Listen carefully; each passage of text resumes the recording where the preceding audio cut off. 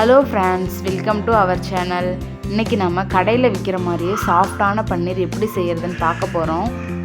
இப்போ பால் காய்ச்சறதுக்கு ஒரு பாத்திரம் வச்சிடலாம். 1.5 லிட்டர் பால் சேர்த்துக்கோங்க. நான் பாக்கெட் பால் சேர்த்துருக்கேன். நீங்கள் பசும்பால்லையும் இதே மாதிரியே செய்யலாம். பால் ஒரு பக்கம் இப்படியே நல்லா சூடாகட்டும். அதுக்குள்ளேயே நம்ம லெமன் ஜூஸ் எடுத்துகிட்டு வந்துடலாம். மீடியம் சைஸில் 2 லெமன் எடுத்துக்கோங்க. அதோட ஜூஸ் இப்போ எடுத்துகிட்டு வந்துடலாம். இப்போ இதில் கொஞ்சமாக தண்ணி சேர்த்துக்கோங்க. இப்போ பால் நல்லா சூடாயிடுச்சு. பால் இந்த மாதிரி பொங்கி வரும்போது நம்ம அடுப்பு ஆஃப் பண்ணிடலாம். பால் பொங்கி வந்தோடனே தான் நம்ம லெமன் ஜூஸ் ஊற்றணும்.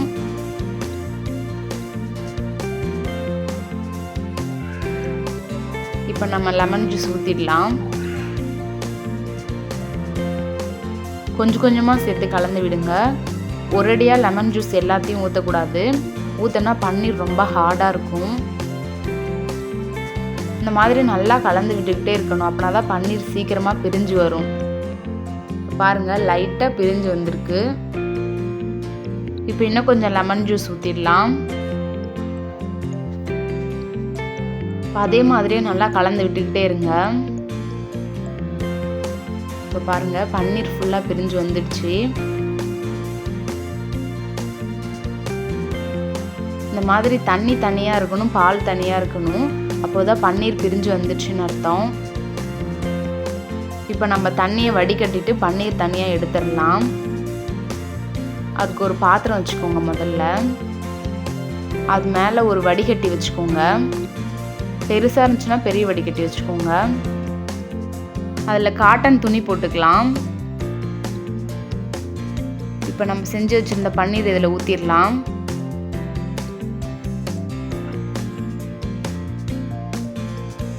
ஊற்றிட்டு இப்போ தண்ணி ஊற்றி இது ஒரு தடவை கழுவிடலாம். லெமனோட புளிப்பெல்லாம் போகிறதுக்காக நம்ம ஒரு தடவை தண்ணி ஊற்றி கழுவிடலாம். இந்த மாதிரி நல்லா கழுவிக்கோங்க. இப்போ நல்லா கழுவியாச்சு. நம்ம கட்டிடலாம். இப்போ இந்த மாதிரி எல்லாத்தையும் ஒன்றா சேர்த்துக்கோங்க. உள்ளே இருக்க தண்ணியெல்லாம் கையால் அழுத்தி எடுத்துடலாம். ரொம்ப அழுத்தாதீங்க. லைட்டாக உள்ளே இருக்கிற தண்ணி கை வச்சு அழுத்தினா போதும். இப்போ இந்த மாதிரி ஹோல்ஸ் இருக்க பாத்திரம் ஒன்று எடுத்துக்கோங்க. இந்த மாதிரி பாத்திரம் இல்லைன்னா நீங்கள் தட்டுலேயே பண்ணலாம். இப்போ நம்ம கட்டி வச்சுருந்த பன்னீர் இந்த பாத்திரத்து மேலே வச்சுக்கோங்க. இப்போ அது மேலே ஒரு தட்டு வச்சிடலாம். இந்த ஹோல்ஸ் உள்ள பாத்திரம் நம்ம எதுக்கு வைக்கிறோம்னா பன்னீர் உள்ள இருக்க தண்ணியெல்லாம் வெளியே வர்றதுக்காக தான் நம்ம வைக்கிறோம். இப்போ அந்த தட்டு மேலே நம்ம பூண்டு நசுக்கிற கல்லை வச்சிடலாம். இந்த கல் உங்கள்கிட்ட இல்லைன்னா நீங்கள் ஒரு பாத்திரத்தில் தண்ணி பிடிச்சி வச்சுக்கோங்க. இப்போ இது 1 மணி நேரம் அப்படியே இருக்கட்டும். இப்போ 1 மணி நேரம் ஆயிடுச்சு. ஓப்பன் பண்ணி பார்த்துடலாம். இப்போ பாருங்கள், நம்ம ரவுண்டாக வச்சுருந்தோம். இப்போ இது எவ்வளோ பட்டையாக இருக்குன்னு பாருங்கள்.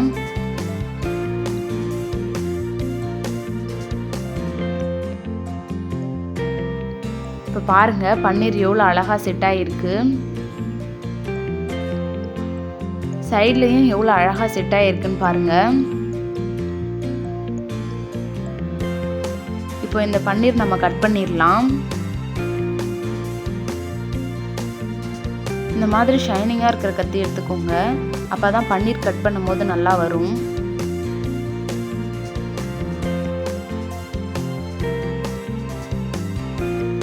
இப்போ நம்ம ஓரங்களில் இருக்கிறதெல்லாம் கட் பண்ணி எடுத்துடலாம். அது வேஸ்ட் பண்ணாதீங்க. அந்த பன்னீர் தேவைப்படும். நம்ம பன்னீர் கிரேவி செஞ்சு முடிச்சதுக்கப்புறம் கிரேவி மேலே துருவி விடுறதுக்கு இது வச்சுக்கோங்க.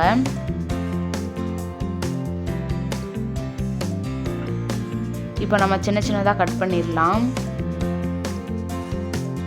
நான் சொன்ன மாதிரியே நீங்களும் செஞ்சு பாருங்கள். இதே மாதிரியே சாஃப்டான பன்னீர் உங்களுக்கும் வரும். கட் பண்ணுறதுக்கு ரொம்ப ஈஸியாக சாஃப்டாக இருக்குது. பாருங்கள், பன்னீர் நடுவில் கேப்பே இல்லாமல் எவ்வளோ சூப்பராக செட் ஆகிருக்கு. இப்போ இந்த பன்னீர் வச்சு கிரேவி நான் எப்படி செய்கிறதுன்னு வீடியோ டெஸ்கிரிப்ஷன் பாக்ஸில் கொடுக்குறேன். நீங்கள் அந்த வீடியோவில் பன்னீர் கிரேவி எப்படி செய்கிறதுன்னு பார்த்துக்கோங்க. இந்த பன்னீரை நீங்கள் கிரேவியில் போடும்போது உடையாமல் இப்படியே சூப்பராக சாஃப்டாக இருக்கும். பன்னீர் உடம்புக்கு ரொம்ப நல்லது. உங்கள் வீட்டில் குழந்தைங்க இருந்துச்சுன்னா கண்டிப்பாக இந்த பன்னீர் செஞ்சு கொடுங்க. நீங்கள் இப்போ தான் ஃபஸ்ட் டைம் வீட்டில் பன்னீர் செய்ய போகிறீங்கன்னா நான் வீடியோவில் சொன்ன மாதிரியே செய்யுங்க.